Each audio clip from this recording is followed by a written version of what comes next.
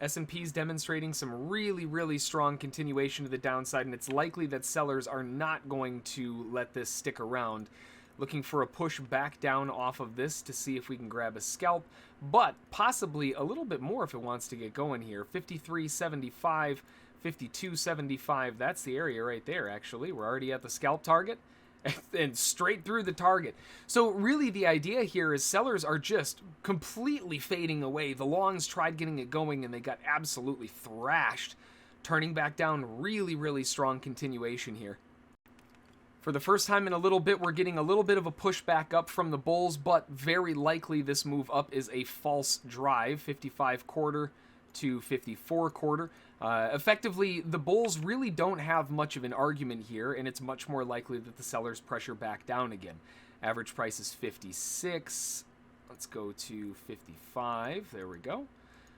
So this little bit of a pulse up. We are getting the bulls to continue their drive just a little bit further. Next zone of resistance is up at 58.5 if they're able to reject back down. But this pulse up is doubtable, and likely they're just going to fail and roll back over anyway.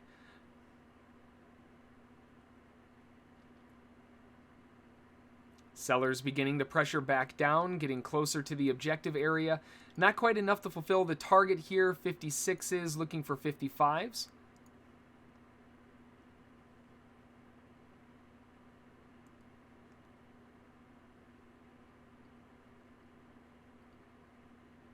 Sellers adding to the pressure, but not quite enough to get down there to the target. One tick away.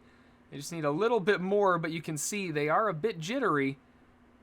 Come on now, just one more good push. Tested the target, no fill. It's on top of the target, no fill. It's got to fill it.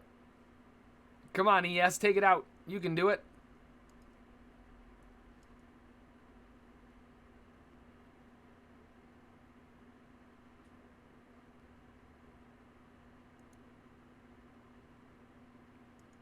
A little bit more on top of the target. Ah, finally.